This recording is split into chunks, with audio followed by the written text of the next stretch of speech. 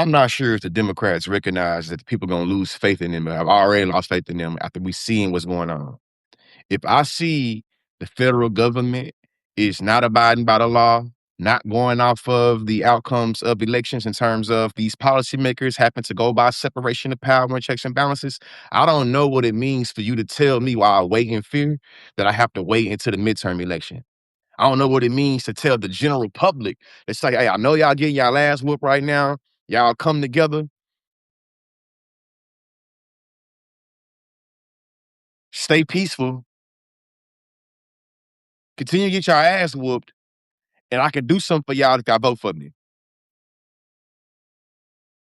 Th- that message is not persuasive.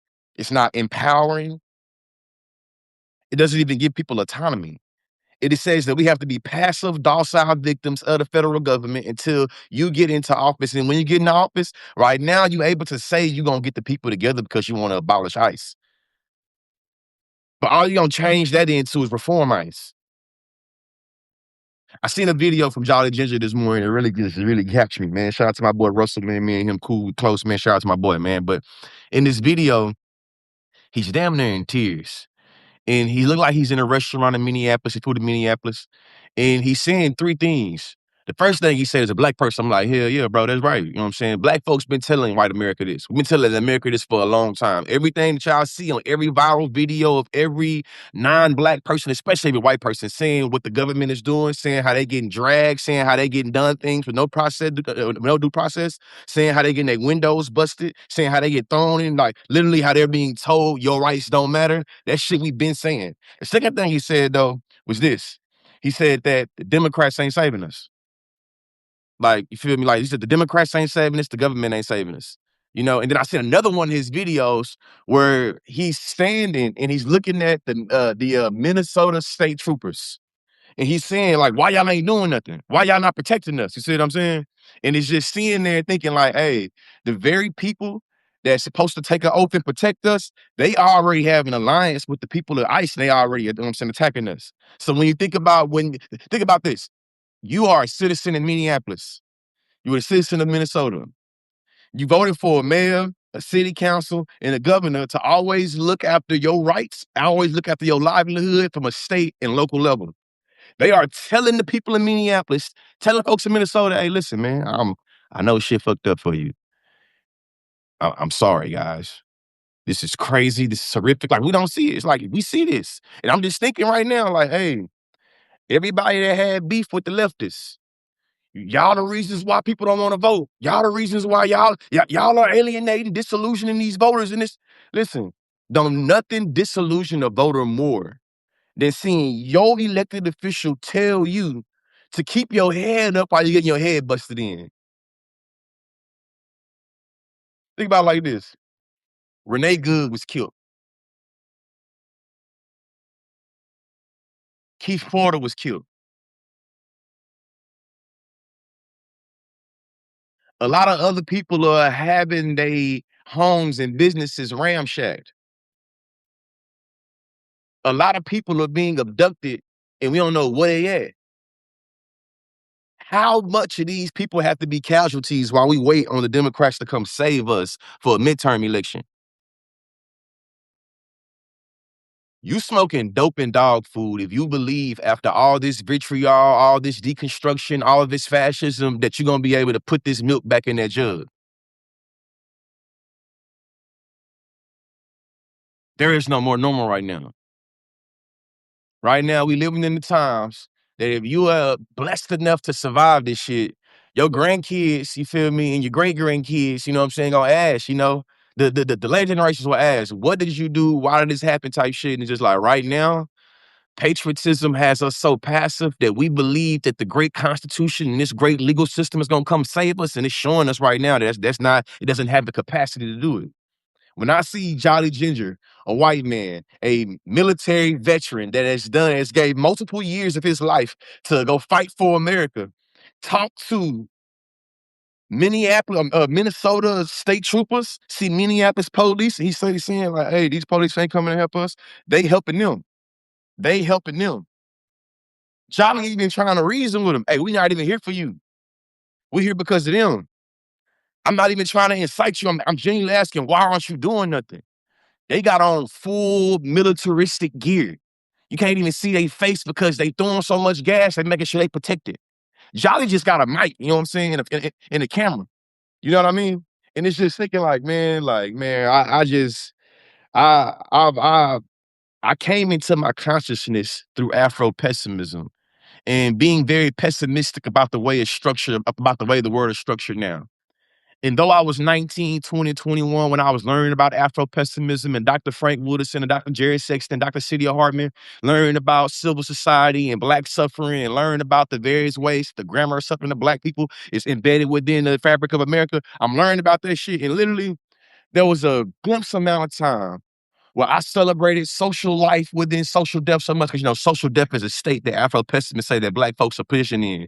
We're positioned in a state of social death where the world can always see rational to make us dead. Because, hey, 2 plus 2 is 4. The sky is blue, dogs bark, and niggas be dead. That's social death. See what I'm saying? And what I was thinking about is for a glimpse of hope, for a glimpse of time, I let social media let me feel like, man, I can celebrate social life within social death and shit getting better. And then shit, it slapped me in my face, and said, "Nigga, how dare you start to think very differently about about your reality and the structure that enforces your reality ain't changed." And right now, this is where I think a lot of the distinction is going between the left and the leftists and liberals. A lot of the ways that liberals are coming to see the world right now, a lot of us that's further left been seeing it. We've been seeing the fascism. We've been seeing the way that these laws don't matter until we've been seeing the way the laws only matter when the people that's supposed to enforce the laws think you matter. You know what I'm saying? We've been on that. And now we're seeing a bunch of well-intentioned white people really deal with the reality that niggas been dealing with for a long time. And it still makes me think about how America has always had a hierarchy of care, a hierarchy of what citizenships matter and what citizenship should always be sustained. And when I see just regular old white people being brutalized, like, oh yeah, shit getting real around here. It's just even this. Donald Trump is tying our hands behind our back, and all the Democrats can give us a solution is voting. Right now, Donald Trump is intentionally inciting violence and chaos in Minneapolis.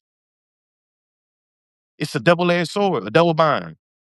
Either A, you continue to let me wreak havoc and cause chaos and violence amongst the people, or B, you motherfuckers get froggy and leap y'all ass into resistance and I can justify the Insurrection Act, which is one step towards martial law. This the reality that we living in. At this rate, there is no way we're gonna be going to midterm elections and thinking it's gonna be business as usual. The status quo is changing every hour. If I've been on this live stream with y'all talking for 30 minutes, it's been a lot of shit that's happened in the past 30 minutes that I don't know what's going on. And it's just like, we gotta pay attention to what's going on. But also, too, I feel a little disarmed and so vulnerably and so helpless in the instance that it's like, man, all I got is a phone and talking to y'all. That's all I got. That's all we got. The individuals that we elected at our local position, they ain't doing shit. Listen, man, I had mixed feelings on seeing Governor Tim Walz make that statement. The citizens in your state is being brutalized, being terrorized by the federal government, by the federal president, you know what I'm saying, by the federal government because they don't like you, Tim Walz. A part of this is they use you. You being the vice president, they come after you.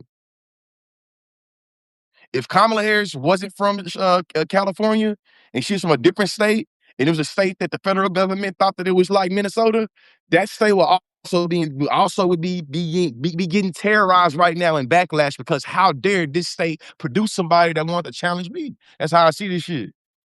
Started off with Somalia. Started off with talking about Somalis. Started off talking about uh, uh, uh, fraud and scamming and daycares, and then there was Ilhan Omar, then there was Tim Walz, and now you have manufactured the consent of white conservatives that allow for them to not even give a damn about what's happening to Minnesotans because you already showed me in more ways than some that the Minnesota people, if they wasn't seen as exposable and disposable, they damn sure should now. Because how is y'all housing all these goddamn Somalis, and how is y'all letting these Somalis scam y'all? Y'all leadership is bad, and it's the reason why we don't do X, Y, and Z. And it's just like this.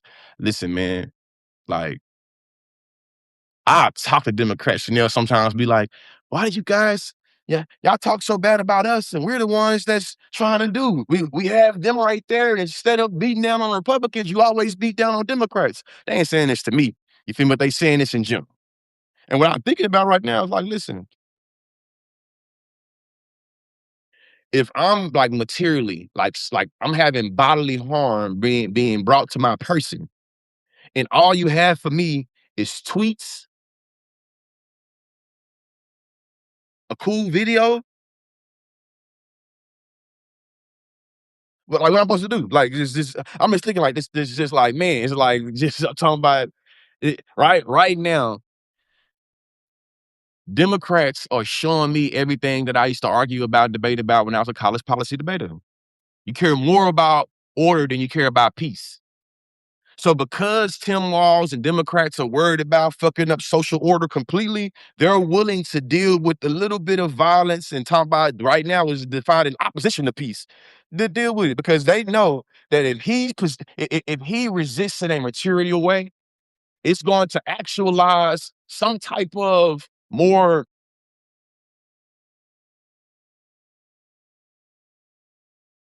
And I'm trying to get the words I want to use here, man. The words I want to use is because technically, I would argue the Civil War already started. In some instances, I would argue the Civil War never ended. All we went is to from a actual war to a proxy Cold War between the North and the South. And right now, the North, you feel me, taking the L. And all of us are becoming collateral damage with how the South said they would rise again. It's not coincidental that the same individuals that was fighting to keep me on the plantation is the same individuals that are aligned now with Donald Trump's MAGA. When we talk about the Dixiecrats, I'm talking to y'all from Texas right now. I'm talking to y'all from the home of the Dixiecrats. It's not ironic that all of the states that were the home of the Dixiecrats have now come together in the name of Barry Goldwater the Southern strategy, and now they trying to do this.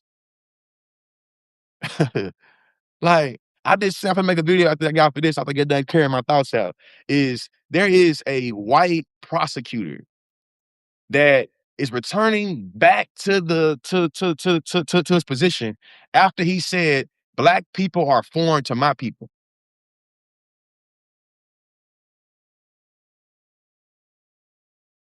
Donald Trump and the DHS just posted a little video where this man got a milk stash on and he say the milk stash is back. To me, not only was it a dog whistle for like some mustache man Hitler type shit, but I've been on the internet long enough to know when them white supremacists start wanting to try to show how they are more superior from a body standpoint, them motherfuckers gonna take their shirt off, grab a jug of milk, and chug it, showing the superiority because their body can metabolize milk quicker than you Negroes can. And that's what he did. It's a dog whistle. We even seen it a couple of days ago. Can't remember which official platform it was, but they posted a white supremacist song.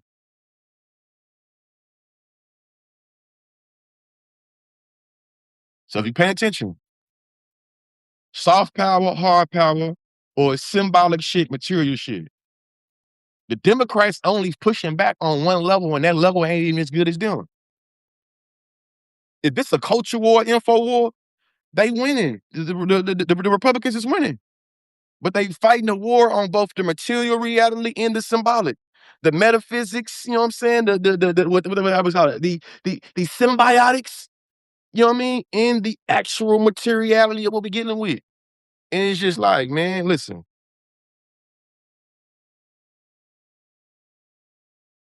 we ain't even in February. Are y'all ready to go to polls with ICE? Like ICE gonna have AK-47s and all type of different rifles and machinery. And they're gonna be standing outside of the polls and they're gonna be intimidating Americans when you go up in there. As a matter of fact, before I started this live stream with y'all, I seen a report that said that Greg Abbott in Texas just turned over all of the voting registration information to ICE.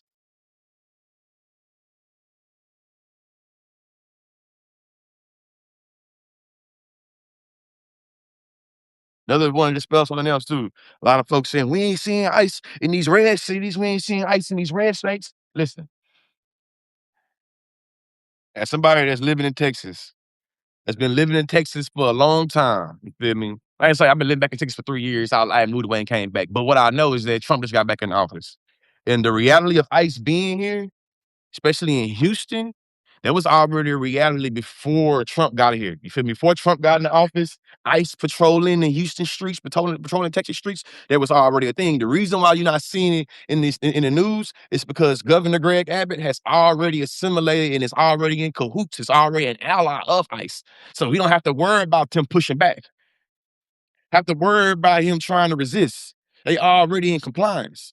So when you think about how Mississippi or Alabama, Texas, listen, they don't. You're not going to see it because they are us down in these states.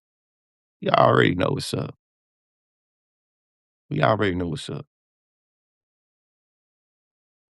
It's one of the reasons why I have a beef. I call it beef too. Why I have beef and have a disconnect with a bunch of my fellow leftists that come from blue states. Because even though you're reading the same literature about capitalism and about imperialism and about the structures of this world, you're doing it in a different context that dictates how you're able to understand strategies and how you even understand reality. When folks try to tell people down here in Texas how we should live and how we should do, you motherfuckers don't live down here, ain't got to deal with Governor Greg Abbott, ain't have to deal with all of this red shit. You're going to be able to talk shit about what we doing in Texas from the comfort of your home. You don't want to hear it. I've been collecting some data, and I think that, I need to collect some more data and really iron out the crinkles. But there is a distinction between the the the the lefty leftists from down here in these red states compared to them lefty leftists from the blue states. And I'm not trying to go in bipartisan where I'm saying they blue, fuck them. I'm thinking about how there is inherent privilege in the way that you're able to think about the world, in the way that you're able to philosophically challenge the world that is not afforded to a lot of us down south.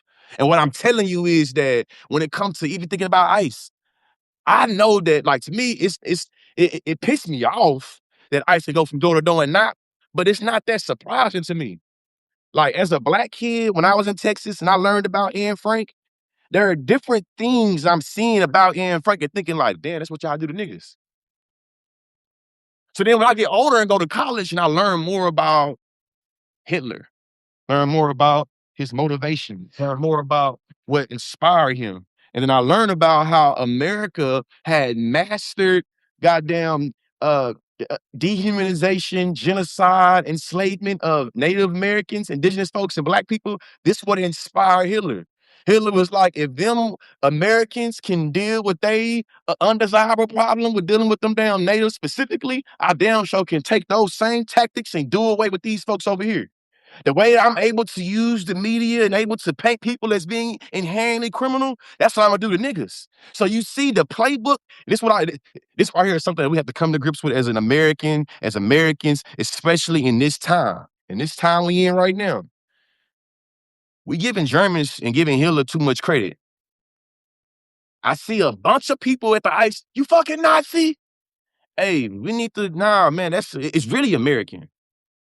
Before Nazi in Germany, before Hitler was born, Patriots had already, you know what I'm saying, did these skills and did these practices and this ideology in such a cool way. When folks started to protest against it, they thought that was protesting against America. And right now, I think Malcolm X would probably say chickens are coming home to roost. And I'm not saying that in a I told you so, I got your way. It's like really sitting with the reality. In many instances, if general America would have listened to black people, we'd not been in this situation.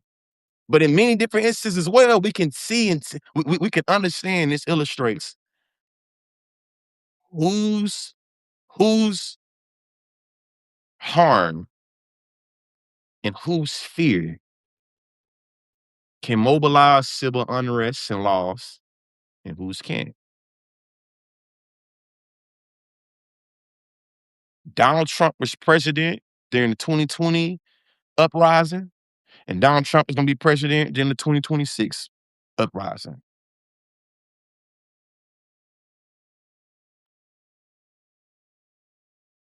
I seen this Minnesota man say, "It's my first time ever coming to a protest. I usually just sit in my my plush house and just yell at the TV, but this time I decided that I had to get involved and be for the community." So I am happy that he got out there and got for the community. I'm happy about that. Happy that's great that he did that. You feel me? You know, though never late is better than, you know what I'm saying, still showing up is better than never late type shit. You see what I'm saying? So I get that. But it's still thinking like, hey, debate taught me sequencing and sometimes, how things happen, how it's important is thinking about, hey, bro, you would have came out there a little earlier, but also thinking like this. How much longer is it gonna take for more Americans to go out to the streets and not, you know what I'm saying, be in their house? It's just like, to be honest with you, I don't know. I can be real and say I live in fear, just like a lot of other Americans live in fear, and I don't know what that look like. Feel me?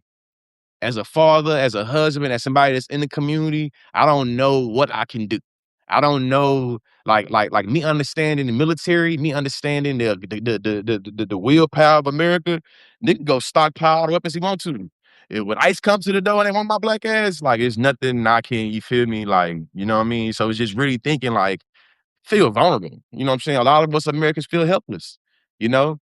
And for me, I'm thinking like, why do I feel so helpless now as a black person that's been feeling this way? And I can be real and thinking like, damn, I always thought, well, they wouldn't do this to white people. So at least something. And it's just thinking about how I even had bought into the social death of black people in terms of being like, yeah, that's the status quo, that's cool. But this right here, like this, we can strive towards something. Now it's like shame on me for ever thinking that way, and just thinking about how my 20-year-old self really understood this world was fucked up. Like really, really. And now I'm talking about American citizens are being murdered in the streets, being shot for taking up their democratic, you know what I'm saying, rights, protesting and rallying and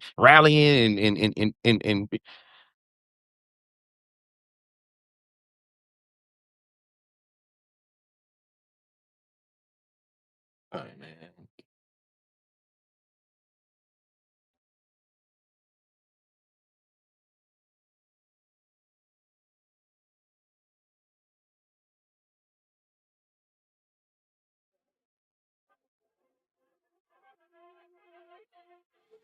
People that supposed to be like, man,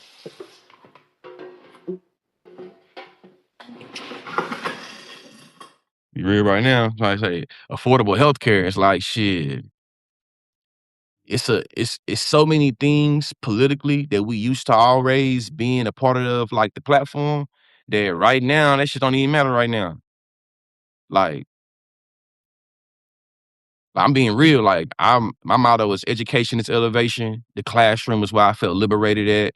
I built this platform in the classroom. I think that education is a great tool to be able to better your life. Right now, the impending threat in front of my face is making it where I gotta deprioritize education. Niggas gotta be alive and well to be able to learn. Gotta be alive and well to be able to learn.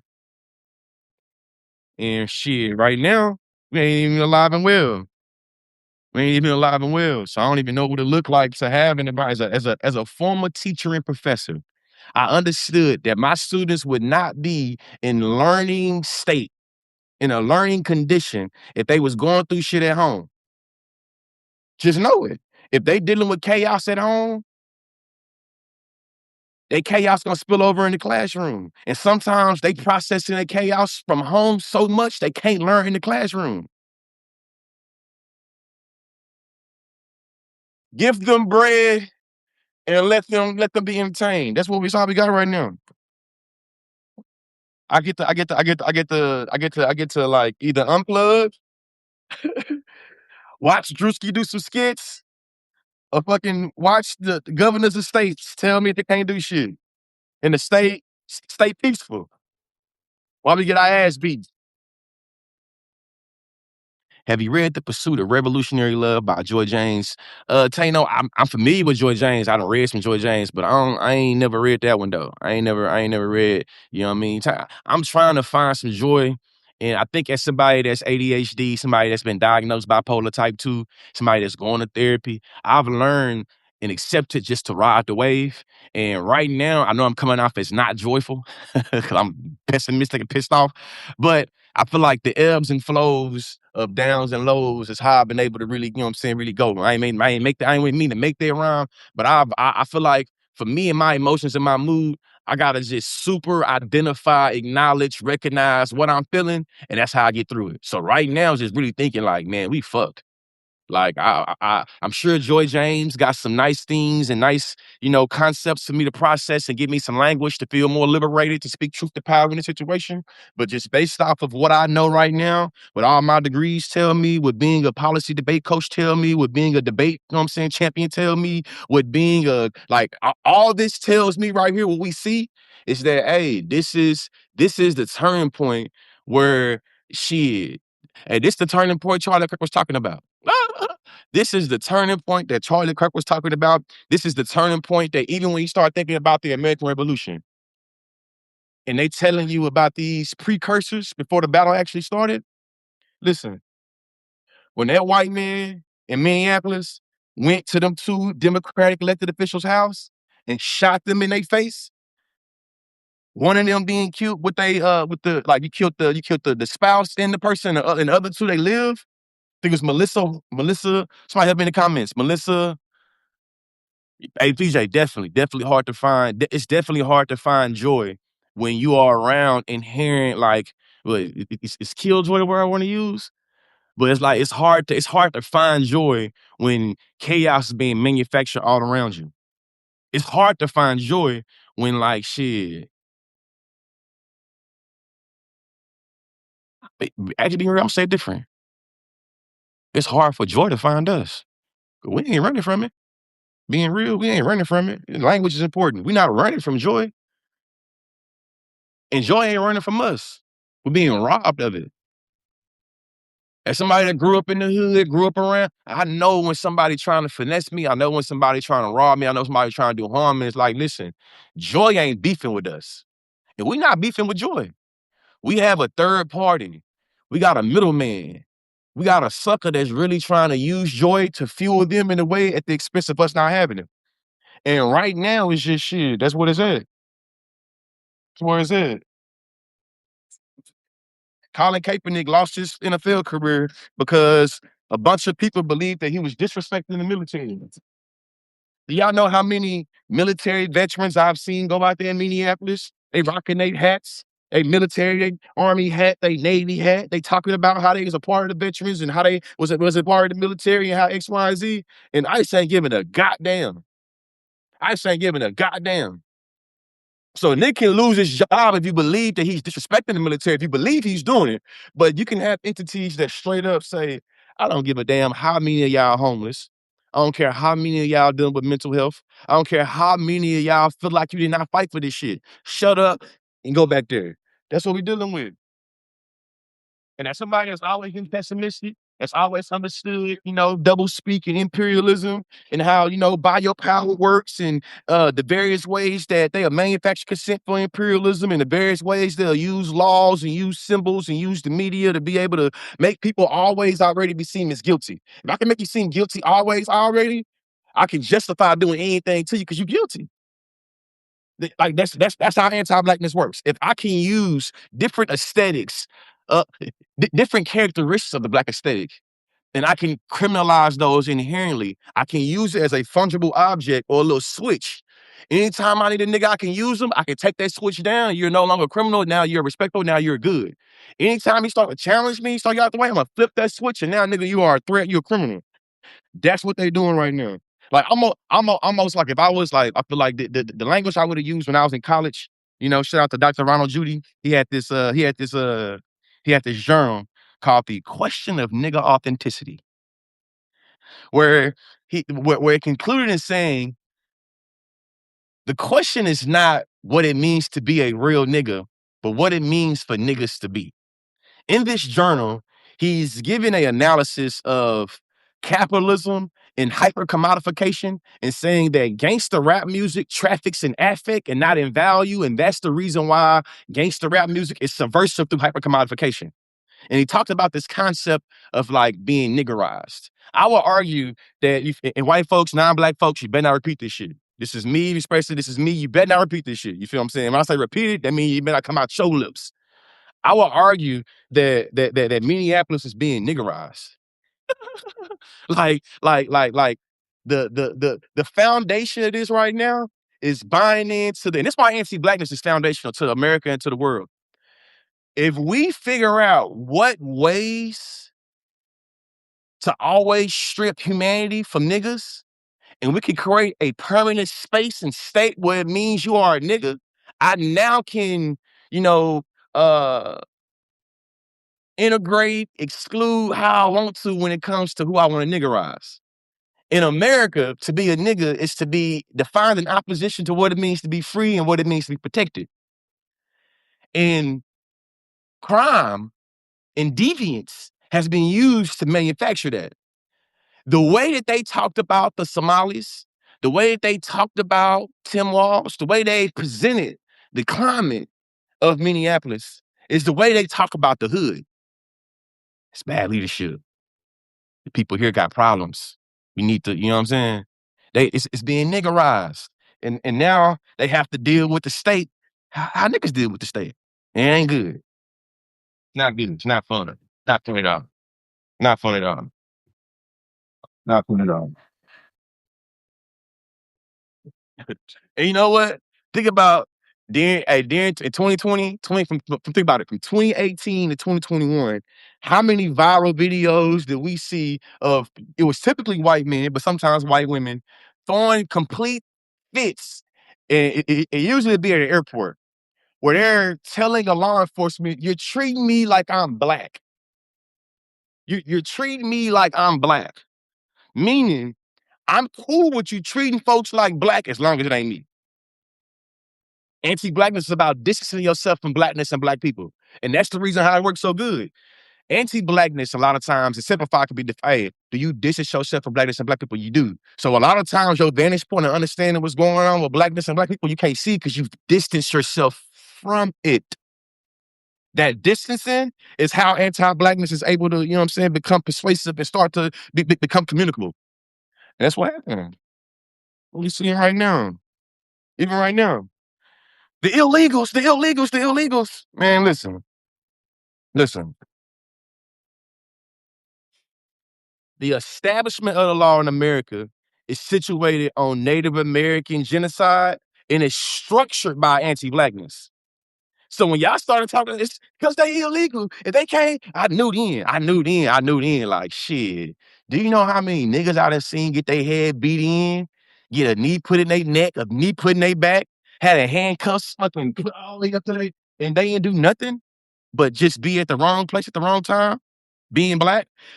Afro-pessimism taught me a lot about black presence. You know what I'm saying? I think that it was Dr. Frank Wooderson that said, it is not because you're a Democrat or because you're liberal or because your pants is hanging or because your hair in the afro or because you got a face. It's because you're black. Anti-black violence is warranted on black presence. Like being present is enough. One of the reasons why I was able to jump out on social media how I am, because it's like, hey, once I accept it, y'all kill niggas for any reason. Afro-pessimists call this gratuitous violence. Gratuitous meaning unwarranted for any reason. So if y'all kill niggas for any reason, what does it mean for me to say Black Power, Free Palestine, and niggas should be able to have independence? Come on, start thinking. George Floyd didn't have no social media following. We don't consider no activist or no freedom fighter. Neither was Trayvon Martin. Neither was Mike Brown. You ain't got to be no freedom fighter to be martyred. You ain't even got to, you know what I'm saying, want to resist white supremacy for them to see you as a threat. Being black is enough. And right now, what we see in Minneapolis is that shit. Hey, being present on the site is enough. Being present there is enough. I was just trying to go to work. I'm coming home from work. I was just trying to go to the doctor. Shit, you here? You going to jail.